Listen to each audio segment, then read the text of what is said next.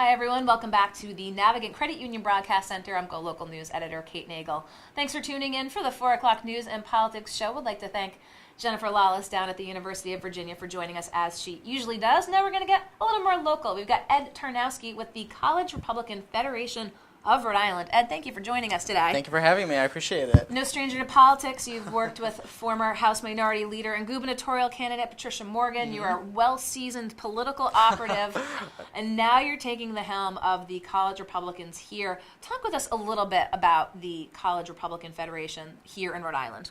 Sure. So I became chairman last April when I was honored to be elected. It was great being given the opportunity. So the College Republicans of Rhode Island, we're a statewide organization. We have 7 chapters at various college campuses around the state. And we're really working on growing, and we have been growing over the past year, which has been great. So talk with us a little bit. Here we are now, it's 2019. Obviously, kind of maybe looking ahead to 2020, but clearly some policy issues here in the state as well. Yes, absolutely. So what will we be seeing from the CRFRI? Sure. So I want to talk about 2 core things. So I'll talk about, for the sake of time, the stuff that we're going to work on the college campus level as well as on the state level. Okay. So when it comes to college campuses, one of the main concerns that students have brought to me and that I've seen as being a college student over my years in college so far is issues regarding free speech and bias at universities when it comes to political discourse. And we want to emphasize the importance of allowing the free exchange of ideas on college campuses, as it's really, I think, one of the most important parts of going to college, and hearing both sides so you can figure out where you are in the on the political spectrum and on a worldwide view. So one of the things we did at URI, which is the school I go to right now, last year, I believe it was last year or 2017, it was cold, so it was either at the end or the beginning of one of the years. We were able to bring a free speech lawyer in from FIRE, a national organization that is fighting for individual rights and education, especially for free speech. We brought in a free speech lawyer who did a lecture with college students as well as faculty members at the school. And it looks like we're going to be successful in our efforts to amend on the bylaws for the University of Rhode Island to ensure free speech rights for students and faculty members at the University of Rhode Island. So that's a very interesting, I appreciate you bringing that up. So that is actually a real sort of almost legal step you had to take, taking a look at it. Do you feel, especially coming from maybe perhaps a more conservative approach, again, that talk with us a little bit about your experience at URI and Sure. what you've seen since trying to make that change? Sure. So it was. The event was actually pretty successful. I didn't see there wasn't much pushback as some people thought there would be, which I was really happy to see. And the faculty was happy to work with us and hear us out, and I am very grateful for them doing so.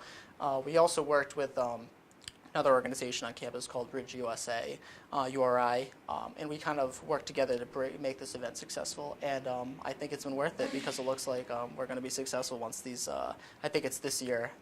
If it goes through, it'll go into effect this year. So we've seen a lot of times on a number of college campuses, especially if speakers come that students might not necessarily agree with, they'll either try to protest that person's speaking, protest that as well. And sometimes those students say, well, this is fundamentally, intrinsically opposed to our values. Do you think that the pendulum is swung too far to prohibit people from giving their vantage point? And do you think there's any validity when they make that argument about their opposition, and are there other ways to show it? So I think that is a big issue right now. It depends. It's kind of a gray area when it comes to private universities because they're not totally at the mercy of the First Amendment as public universities are. So we were able to work from a law perspective in our university, because URI is a public university, whereas as private universities, they don't necessarily have to abide by those same rules, and they're able to get around it a lot of times. So for example, UC Berkeley is a great example of this, and they were able to claim security fees and things of that nature, and kind of make them so expensive where it's almost impossible for students to be able to fund speakers to come. And this has been an ongoing issue for a long time at a lot of universities, and it's not really fair. And I think that one of our biggest focuses going forward is bringing students to the idea that you should be at least willing to hear another side and just listen and not be so hostile automatically just because, oh, they're conservative or they're Republican. Or Democrat or liberal, by the way, from the other side. But you just have to be open to listening to another idea. And if not, I mean, you don't have to go either to the speaking event. I mean, you don't have to go. You shouldn't restrict others from having the opportunity to hear another point of view. So how important is that, do you think? I mean, do you find yourself, especially with the college Republicans, I mean, do you check out, listen to, go to liberal media or hear from liberal pundits or just to say, okay, let me listen to their side of the argument? Absolutely. At least me personally. I use Twitter for a lot of my news, follow a lot of media outlets. And I diversify the type of media I follow. I don't just follow Fox News, like some people might think. I follow Politico, New York Times, CNN. I follow a broad mix of media outlets to really get both sides. And I always confirm with multiple sources before believing something. I think that's so important because, especially in light of lately, what's been going on in the media. Especially what's been going on at the media. Before we get back to the state level, I want to still talk about that at that national level because a couple of stories we talked media with Jennifer Lawless, both with BuzzFeed in the reporting of Michael Cohen saying that he was instructed by the president to lie to Congress. Special Counsel Mueller stepped in and said that's not all true. Now, Jennifer Lawless said that she might have seen a window that by saying it's not all true that could be there, but she said the damage is done, especially when the president himself says, what are you doing? I think that is definitely important to address. I mean, BuzzFeed jumping the gun on this was, I think, a major flaw. I think it's a big issue, and I think other people should have been more careful before being so quick to judge the situation, especially in light of the fact that BuzzFeed had made a similar mistake with the president not too long ago. So I think people need to be careful and, once again, confirm with other sources before you go and jump to believe what a media source is saying. Well, it is going to be interesting because, again, Jennifer Lawless said the response she saw from Mueller was leaving some wriggle room there, because especially from the media standpoint, media always wants to be first, right, with it. Of course. And so obviously BuzzFeed took a big hit from this, and I guess time will only tell if, in fact, this story was in fact true or not. Absolutely. But that's what we need to get that definitive answer, because right now there's still not that definitive, except that very rarity that the special counsel are coming out to debunk some portions of that story. Yeah, and we shouldn't automatically assume it's false either, is what I'm saying. But it's dangerous to go ahead and accuse the President of the United States of such an accusation. I think it's damaging to this country without evidence to go and go on live and talk about this as if it's been confirmed and true. Okay, I think it's very dangerous. To say that without having it all buttoned up, without having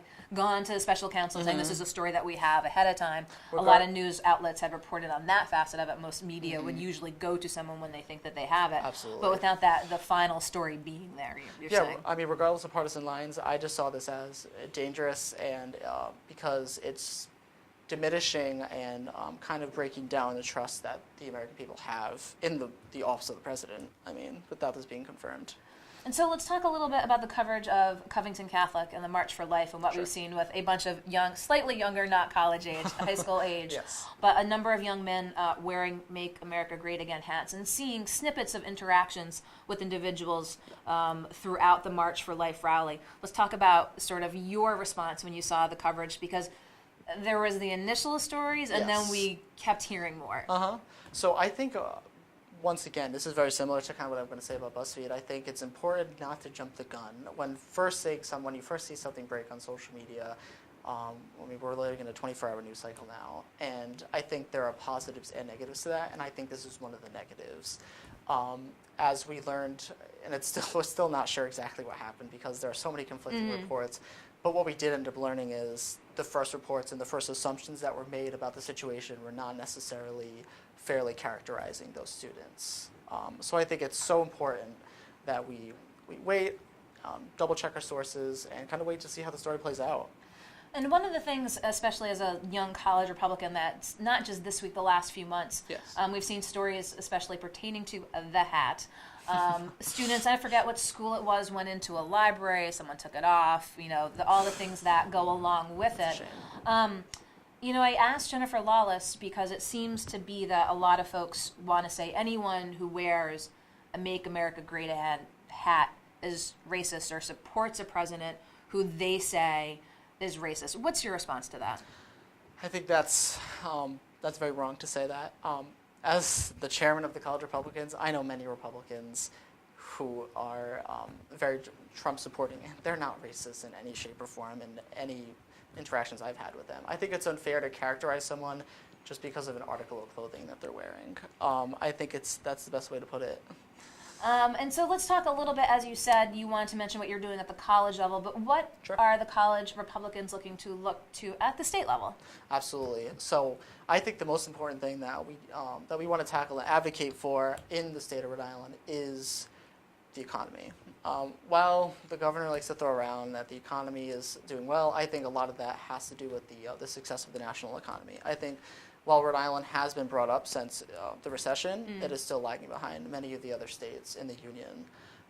And I think the most important thing to address is the way that our economy is run in the state. And I think a lot of it, especially with bigger businesses and bringing them in, there's a lot of corporate welfare involved in this state. And I think that's a bad precedent to set. I think the solution to improving Rhode Island's economy is not more government intervention, but less government intervention. I think by making it more business friendly and across the board for all businesses and people will naturally want to do business in Rhode Island without having to be bribed by the state, I guess I'd put it. It doesn't have to be that way. You see places like Austin, Texas. People are calling it the new Silicon Valley because of its free market principles that are drawing so many people and businesses to it. And I think that's what we need to get to that in Rhode Island. And I think it will lead to job growth as well, which is always good. So do you think that college Republicans are focused on sort of that life behind the college campus and what their economic and work futures look like after that graduation cap? Yeah, and I think this is where both of those tie in. I mean, college students more than anyone should want a free market approach to the system that they're entering after college because I've seen it and I've done it. College is a lot of work. There's a lot of studying, those 3 a.m. nights, studying, and no sleep, but you get that A. And I think that we should be living in a society where you're rewarded for that kind of hard work. And when you're leaving college, when you're entering the workforce, you want to be rewarded for sticking out and working and putting the extra mile in to work hard. And I think the best way to be rewarded for that is a free market society and just getting government out of the way so people can thrive on their own and achieve through their own hard work. So something we just saw today from the College Republican Federation of Rhode Island, a big national endorsement. Yes. Can you talk a little bit about that? Absolutely. So the College Republicans of Rhode Island they were happy to sign on with the American Conservation Coalition, which is a free market environmental organization which encourages Republicans, and not just Republicans, just legislators across the board, to take an approach to environmentalism that doesn't necessarily have to be so incredibly harmful to our economy. Because I think there are a lot of approaches, for example, a carbon tax would be very painful and harmful to many people and businesses because of the tax burden that it would create.